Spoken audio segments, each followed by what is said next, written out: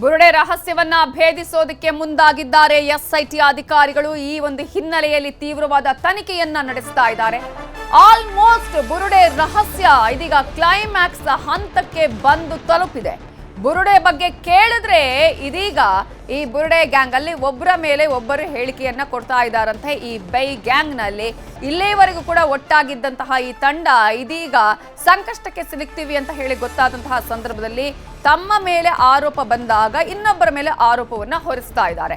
ಎಲ್ಲರನ್ನ ಒಟ್ಟಿಗೆ ಕೂರಿಸಿ ವಿಚಾರಣೆ ಮಾಡೋದಕ್ಕೆ ಎಸ್ಐಟಿ ಅಧಿಕಾರಿಗಳು ಇದೀಗ ಸಿದ್ಧತೆ ಮಾಡ್ಕೊಂಡಿದ್ದಾರೆ. ಮೊದಲಿಗೆ ಬುರುಡೆ ತಂದಿದ್ದೇ ಚಿನ್ನಯ್ಯ ಅಂತ ಜಯಂತ್ ಹೇಳಿದ್ರು. ನಂಗೆ ಗೊತ್ತಿರ್ಲಿಲ್ಲ, ಆತ ನಮ್ಮ ಮನೆಗೆ ಬಂದಂತಹ ಸಂದರ್ಭದಲ್ಲಿ ಬುರುಡೆ ತಗೊಂಡು ಹೋಗಿದ್ದ, ಆದ್ರೆ ನಾನು ಅದನ್ನ ಡೆಲ್ಲಿಗೆ ಸುಪ್ರೀಂ ಕೋರ್ಟ್ಗೆ ತಗೊಂಡು ಹೋಗಿದ್ದ ಹೌದು, ಬಟ್ ಎಲ್ಲಿಂದ ಬಂತು ಏನು ಅನ್ನೋದು ನಂಗೆ ಗೊತ್ತಿಲ್ಲ ಅಂತ ಜಯಂತ್ ಹೇಳಿಕೆಯನ್ನ ಕೊಟ್ಟಿದ್ರು. ಆದ್ರೆ ಚಿನ್ನಯ್ಯನನ್ನ ತೀವ್ರ ವಿಚಾರಣೆಗೆ ಒಳಪಡಿಸಿದ್ರು ಎಸ್ಐಟಿ ಅಧಿಕಾರಿಗಳು. ಆಗ ಚಿನ್ನಯ್ಯ ಹೇಳೋದು ನನಗೆ ಬುರುಡೆ ತಂದು ಕೊಟ್ಟಿದ್ದೆ ಜಯಂತ್ ಅನ್ನುವಂತಹ ಹೇಳಿಕೆಯನ್ನ ಅಧಿಕಾರಿಗಳ ಮುಂದೆ ಹೇಳ್ತಾನೆ. ಈ ಹಿನ್ನೆಲೆಯಲ್ಲಿ ಜಯಂತನ್ನ ಕೂಡ ವಿಚಾರಣೆ ಮಾಡ್ತಾರೆ ಎಸ್ಐಟಿ ಅಧಿಕಾರಿಗಳು. ಇದೇ ವಿಚಾರಕ್ಕೆ ಸಂಬಂಧಪಟ್ಟ ಹಾಗೆ 2 ದಿನಗಳ ಕಾಲ ನಿರಂತರವಾಗಿ ಜಯಂತನ ವಿಚಾರಣೆಯನ್ನ ನಡೆಸಲಾಗಿದೆ. ಆ ಸಂದರ್ಭದಲ್ಲಿ ಜಯಂತ್ ಹೇಳಿದ್ದು ಬುರುಡೆ ಕೊಟ್ಟಿದ್ದು ಮಟ್ಟಣ್ಣವರ್ ಅಂತ ಜಯಂತ್ ಹೇಳ್ತಾರೆ ವಿಚಾರಣೆಯಲ್ಲಿ. ಇಂತಹ ಒಂದು ಸಂದರ್ಭದಲ್ಲಿ ಆ ಮಾತನ್ನ ಕೇಳಿ ಆತನ ಹೇಳಿಕೆಯನ್ನು ಪಡ್ಕೊಂಡು ಇದೀಗ ಎಸ್ಐಟಿ ಅಧಿಕಾರಿಗಳು ನಿನ್ನೆ ಮಟ್ಟಣ್ಣವರ ವಿಚಾರಣೆಯನ್ನು ನಡೆಸಿದ್ದಾರೆ.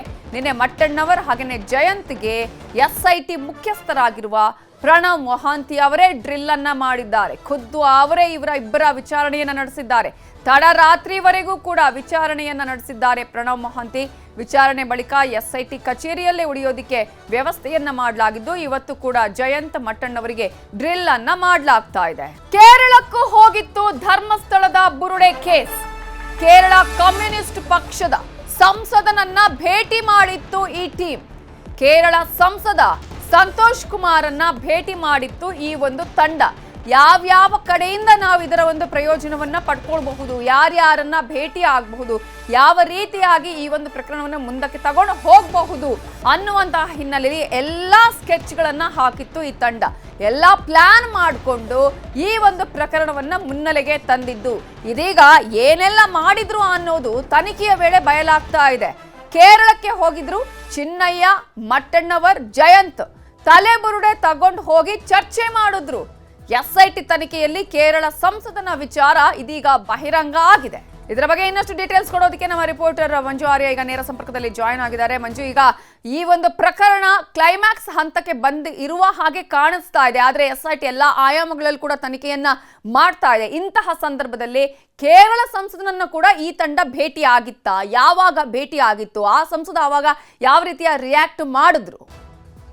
ಒಂದು ಬುರುಡೆ ಪ್ರಕರಣ ಏನಿತ್ತು ಇದು ಕ್ಲೈಮ್ಯಾಕ್ಸ್ ಹಂತಕ್ಕೆ ಬಂದಿರುವಂತದ್ದು. ಸದ್ಯಕ್ಕೆ ಈ ಎಲ್ಲಾ ಆರೋಪಗಳಿಗೂ ಕೂಡ ಬಂದು ಈಗ ಗಿರೀಶ್ ಮಟ್ಟಣ್ಣವರ ಹತ್ತಿರ ನಿಂತಿದೆ. ಯಾಕಂದ್ರೆ ಜಯಂತ್ ಹೇಳ್ತಾ ಇರುವಂತದ್ದು ಗಿರೀಶ್ ಮಟ್ಟಣ್ಣನವರೇ ನನಗೆ ಬುರುಡೆಯನ್ನ ತಗೊಂಡು ಬಂದು ಕೊಟ್ಟರು, ನಾನು ತಗೊಂಡೋಗಿ ಚಿನ್ನಯ್ಯನ್ಗೆ ಕೊಟ್ಟೆ, ಅದಾದಂತ ಬಳಿಕ ಎಲ್ಲವೂ ಕೂಡ ಅಷ್ಟೇ ಸ್ಕ್ರಿಪ್ಟೆಡ್ ನ ರೀತಿಯಲ್ಲಿ ನಡ್ಕೊಂಡು ಬಂದಿದೆ ಅನ್ನುವಂಥದ್ದನ್ನು ಕೂಡ ಅಷ್ಟೇ ಜಯಂತ್ ತನಿಖೆಯ ಸಂದರ್ಭದಲ್ಲಿ ಬಾಯ್ಬಿಟ್ಟಿದ್ದಾನೆ. ಈ ಒಂದು ಕಾರಣಕ್ಕೋಸ್ಕರನೇ ಕಳೆದ 2 ದಿನಗಳಿಂದಲೂ ಕೂಡ ನಿನ್ನೆ ಮತ್ತು ಇವತ್ತು ಗಿರೀಶ್ ಮಟ್ಟಣ್ಣನವ್ರನ್ನ ತೀವ್ರ ವಿಚಾರಣೆಗೆ ಒಳಪಡಿಸಿರುವಂತದ್ದು. ಯಾಕಂದ್ರೆ ಇಲ್ಲಿ ಪ್ರಮುಖವಾಗಿ ಬುರುಡೆಯನ್ನ ಗಿರೀಶ್ ಮಟ್ಟಣ್ಣವರು ಎಲ್ಲಿಂದ ತಂದ್ರು? ಯಾಕಂದ್ರೆ ಈಗಾಗಲೇ ಒಂದು ವಿಡಿಯೋನ ಇವರು ಆರೋಪಿಗಳು ಮಾಡಿರುವಂತದ್ದು. ಅದರಲ್ಲೂ ಕೂಡ ಅಷ್ಟೇ ಒಂದು ಬುರುಡೆಯನ್ನ ಮಚ್ಚಿನಿಂದ ಒಡೆದು ತೆಗೆದುಕೊಳ್ಳುವಂತ ದೃಶ್ಯಾವಳಿಗಳು ಕೂಡ ಅಷ್ಟೇ ಎಲ್ಲಾ ಕಡೆ ವೈರಲ್ ಆಗಿತ್ತು. ಈಗ ಒಂದು ಕಾರಣಕ್ಕೋಸ್ಕರ ಈ ಒಂದು ಬುರುಡೆಯನ್ನ ಧರ್ಮಸ್ಥಳದಿಂದನೇ ತಗೊಂಡು ಬಂದಿದ್ದ ಅಥವಾ ಬೇರೆ ಇನ್ಯಾವುದಾದ್ರೂ ಕಾಡಿನಿಂದ ತಗೊಂಡು ಬಂದಿದ್ರ ಅನ್ನುವಂಥದ್ರ ಬಗ್ಗೆ ತನಿಖೆ ಆಗ್ತಾ ಇದೆ.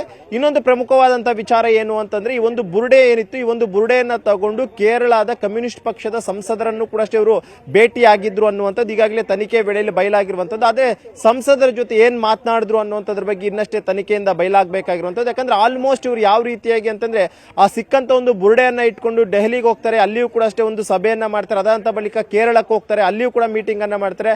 ಆದ್ರೆ ಎಲ್ಲಿಯೂ ಕೂಡ ಅಷ್ಟೇ ಯಾವ್ದು ಸಕ್ಸಸ್ ಅನ್ನುವಂಥದ್ದು ಕಂಡಿಲ್ಲ. ಯಾಕಂದ್ರೆ ಇವ್ರು ಏನೆಲ್ಲ ಪ್ಲಾನ್ ಮಾಡ್ಕೊಂಡಿದ್ರು ಒಂದು ಪ್ಲಾನ್ ನಂತೆ ಯಾವ್ದು ಕೂಡ ಆಗಿಲ್ಲ. ಆದ್ರೆ ದೆಹಲಿಗೆ ಹೋದಂತ ವೇಳೆಯಲ್ಲಿ ಸಭೆ ಮಾಡಿದಂತ ಬಳಿಕ ಸುಪ್ರೀಂ ಕೋರ್ಟ್ ನಲ್ಲಿ ಒಂದು ಪಿಟಿಷನ್ ಅನ್ನ ಫೈಲ್ ಮಾಡ್ತಾರೆ. ಅದೇ ಸುಪ್ರೀಂ ಕೋರ್ಟ್ ಒಂದು ಡೈರೆಕ್ಟ್ ಮಾಡುತ್ತೆ, ನೇರವಾಗಿ ಹೋಗಿ ನಿಮ್ಮ ಸ್ಥಳೀಯ ಪೊಲೀಸ್ ಸ್ಟೇಷನ್ ಅಲ್ಲಿ ದೂರು ಕೊಡಿ ಅಂತ ಹೇಳ್ಬಿಟ್ಟು.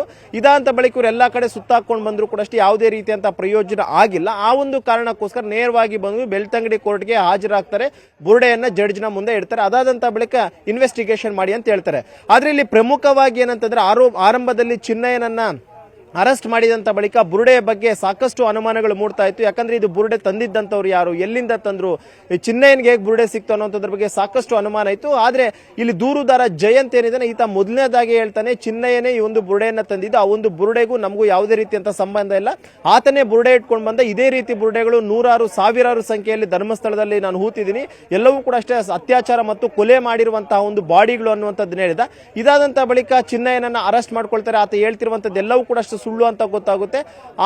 ಅದಾಗಿದ್ದಾದಂತ ಬಳಿಕ ಆ ಒಂದು ಬುರುಡೆ ಎಲ್ಲಿಂದ ಬಂತು ಅಂತ ಇಂಟ್ರಾಗೇಷನ್ ಮಾಡ್ತಾರೆ. ಆದ್ರೆ ಚಿನ್ನಯ್ಯ ಹೇಳುವಂತದ್ದು ನನಗೆ ಜಯಂತ್ ಬುರುಡೆಯನ್ನ ತಗೊಂಡು ಬಂದ್ರು, ನಾನು ಆ ಬುರುಡೆಯನ್ನ ಜಯಂತ್ ಮನೆಯಲ್ಲಿ ನಾನು ರಿಸೀವ್ ಮಾಡ್ಕೊಂಡೆ ಅನ್ನುವಂಥದ್ದು ಹೇಳ್ತಾರೆ. ಈ ಕಾರಣಕ್ಕೋಸ್ಕರ ಬೆಂಗಳೂರಿನಲ್ಲಿರುವಂತಹ ಜಯಂತ್ ಮನೆ ಮತ್ತು ಸರ್ವಿಟ್ ಅಪಾರ್ಟ್ಮೆಂಟ್ ಅನ್ನ ಹೋಗಿ ಮಹಜರು ಮಾಡ್ತಾರೆ, ಅಲ್ಲಿ ಪರಿಶೀಲನೆ ಮಾಡ್ತಾರೆ. ಆ ಒಂದು ವೇಳೆಯಲ್ಲಿ ಜಯಂತ್ನನ್ನ ಕಸ್ಟಡಿ ಅಂದ್ರೆ ವಿಚಾರಣೆಗೆ ಬರುವಂತೆ ಸೂಚನೆಯನ್ನು ಕೊಡ್ತಾರೆ. ಅದರಂತೆ ಜಯಂತ್ ಬೆಳ್ತಂಗಡಿ ಕಚೇರಿಗೆ ಕಳೆದ 3 ದಿನಗಳ ಹಿಂದೆ ಬರ್ತಾರೆ.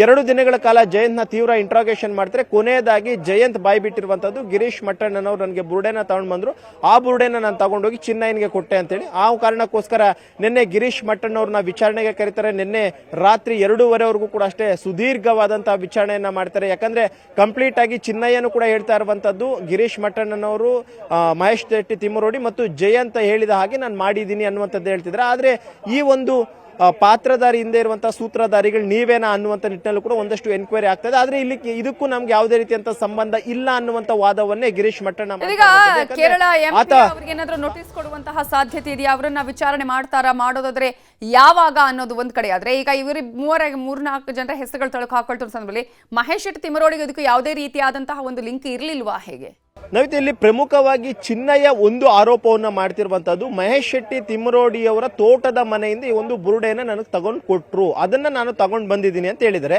ಇದೇ ಕಾರಣಕ್ಕೋಸ್ಕರನೇ SIT ಅಧಿಕಾರಿಗಳು ಮಹೇಶ್ ಶೆಟ್ಟಿ ತಿಮ್ಮರೋಡಿಯವರ ಮನೆಯ ಮೇಲೆ ಒಂದು ಸರ್ಚ್ ವಾರೆಂಟ್ ಅನ್ನ ತಗೊಂಡು ಅಲ್ಲಿ ಕೂಡ ಒಂದು ಪರಿಶೀಲನೆಯನ್ನ ಮಾಡ್ತಾರೆ. ಅದಾದ ಬಳಿಕ ಮಹಜರು ಪ್ರಕ್ರಿಯೆಯನ್ನ ಮಾಡ್ತಾರೆ. ಆ ತೋಟದಲ್ಲಿದ್ದಂತಹ ಮಣ್ಣನ್ನು ಕೂಡ ಅಷ್ಟೇ ಸ್ಯಾಂಪಲ್ ಕಲೆಕ್ಟ್ ಮಾಡ್ಕೊಂಡು FSL ಗೆ ಕಳಿಸಿದರೆ.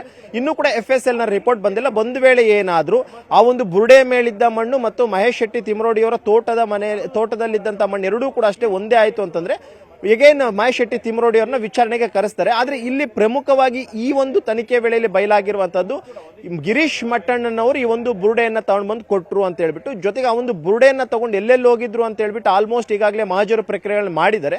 ಜೊತೆಗೆ ಈಗ ಹೊಸದಾಗಿ ಬರ್ತಾ ಇರುವಂತದ್ದು ಕೇರಳ ಮೂಲದ ಸಂಸದರೊಬ್ಬರನ್ನು ಕೂಡ ಅಷ್ಟೇ ಇವರು ಬುರುಡೆಯ ಸಮೇತವಾಗಿ ಭೇಟಿಯಾಗಿದ್ರು.